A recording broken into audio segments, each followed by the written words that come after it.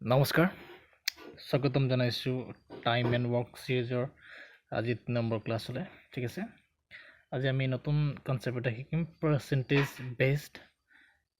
মানে পাৰ্সেন্টেজ উলিয়াই পেলাই আমি টাইম এণ্ড ৱৰ্কৰ যিখিনি সলিউশন লৈ পেলাই আমি সেইখিনি কেনেদৰে উলিয়াব পাৰিম তাকে আমি ডিসকাস কৰিম ঠিক আছে ওকে স্টাৰ্ট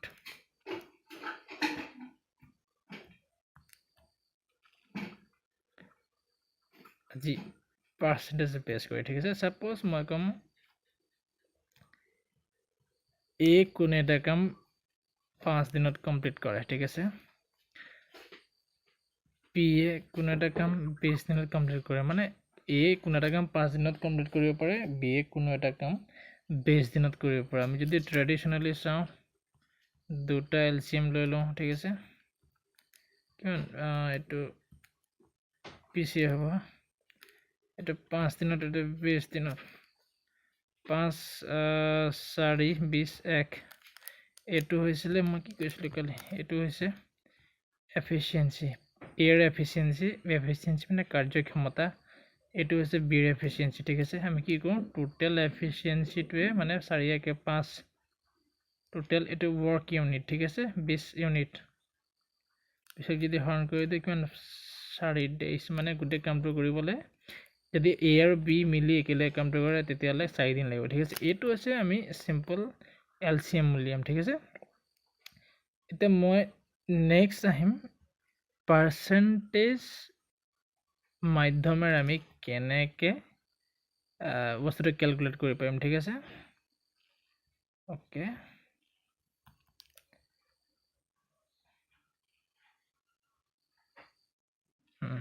ওকে কোৱেশ্চনটো কি আছিল এ 5 দিন লাগে বি এ 20 দিন লাগে ঠিক আছে এক যদি মই পার্সেন্টেজ কনভার্ট কৰো কিমান হ'ব 1/5 into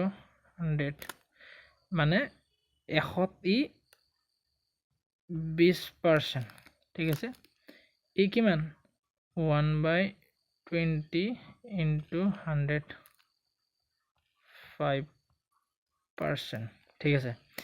এতিয়া কি পালো ইয়াত আমি এ কোনো এটা কাম 5 দিনত কমপ্লিট কৰিলে ইয়া এদিনৰ কাম কৰা পাৰ্সেন্টেজ কিমান হ'ব 20% হে একেদৰে বি এ কোনো এটা কাম 20 দিনত কমপ্লিট কৰে মানে 20 দিন লাগে কমপ্লিট কৰিবলৈ গতিকে বি এৰ এফিশিয়েন্সি বা কাৰ্যক্ষমতা মানে এদিনত ই 5% কাম কৰে গতিকে টোটাল কিমান পার্সেন্ট লৈছিল 100% ঠিক আছে 100% যদি কামটো আমি এনেকৈ লিখো 100% কামটো এ দুটা মানে এ প্লাস বি যদি একেলগে মিলি কৰে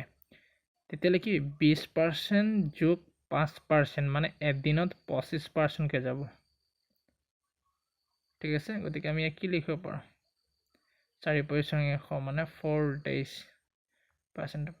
কাট গল 25 4 days ঠিক আছে এটো হল পার্সেন্টেজ মাধ্যমেৰে আমি কোনো এটা কোৱেশ্চনৰ মানে যিখিনি দিয়া থাকিব সেইখিনি ওপৰত আমি সেইখিনি ডেটাখিনি লৈ পেলাই আমি পাৰ্সেন্টেজ উলিয়াই পেলাই কৰিম আৰু পিছত কিছুমান এক্সাম্পল আছে আমি এক্সাম্পলত ডিসকাস কৰিম ইয়াৰ ওপৰত ঠিক আছে ওকে এতিয়া নেক্সট আহো এক্সাম্পল ঠিক আছে ফার্স্ট এক্সাম্পলটো আছে চাইলক A, B, C can do a work in 8, 16, 24 days respectively. মানে A কোনো এটা কাম 8 দিনত কমপ্লিট কৰে B এ 16 দিনত C এ 24 দিনত they all begin together A continue to work till it is finished all right C left after 3 days and B left 4 days before its completion what times the work finished yet কৈছে যে a b c d দিয়া আছে কিমান কিমান দিনত complete কৰিব পাৰে তাৰ উপৰ ইয়াত কিছুটা আপোনাৰ স্টেটমেন্ট দিয়া আছে যেটো হৈছে they all begin together না গুটেইখিনি একেলগে স্টার্ট কৰিলে a continue to work till it is finished মানে a কামটো সম্পূৰ্ণ হোৱালৈকে কৰি আছে কামটো c left after 3 days C এ 3 দিন কাম কৰি এৰি দিলে এনেকৈ B এ 4 দিন কৰি এৰি দিলে in what times the work finish গতিকে কামটো কিমান দিনত খতম হল ঠিক আছে সব এটা আমি সিম্পল LCM মেথড কৰিম ঠিক আছে LCM যদি মই 8 16 24 যদি LCM লওঁ কিমান পাম 48 এইটো ইউনিট হা মোট কামটো এইটো টোটাল work মোট কামটো ঠিক আছে এতিয়া এইটো আছিল A B to C year efficiency কিমান হ'ব মানে কাৰ্যক্ষমতা 8 6 ইয়াৰ কিমান হ'ব 16 3 3 16 48 ন C কিমান 24 24 2 48 ইউনিট ঠিক আছে আমি এফিচিয়েন্সি খিনি পাই গলো ঠিক আছে এতিয়া আমি জানো যে প্ৰশ্ন দিয়া মতে এ কামটো x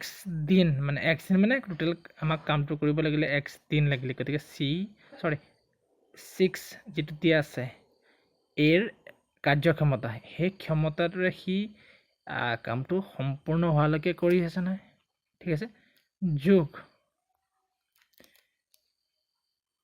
3 B এ A2 এফিচিয়েন্সি মানে 3 কাৰ্যক্ষমতাৰে কামটো কিমান দিন কৰিলে হি 4 দিন অকল কৰিলে 4 দিন অকল কৰিলে কি হ'ব x মানে মোট দিন আছিল তাৰ 4 দিন ঠিক আছে প্লাস এতিয়া C এ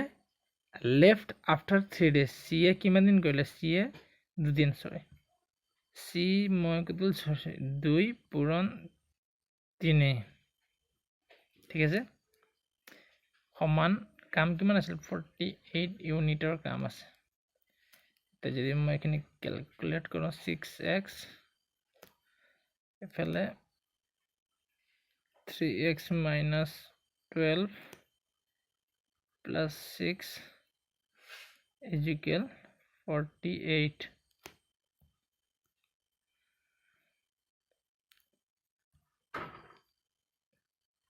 ইয়াত যদি মই চাওঁ 9x is equal এখিনি পেলে গলে 54 পাম ঠিক আছে 54 এতিয়া x কিমান x is equal to 6 মানে কি পালে গুটেই কামটো 6 দিনত কমপ্লিট হৈ গল ঠিক আছে ইমান টান নাছিলে তাকে অলপ স্টেটমেন্টটো যেটো দিয়া থাকে বা কোৱেশ্চনটো যেটো দিয়া থাকে অলপ পঢ়ি চালে আনসাৰটো ওলাই যায় ঠিক আছে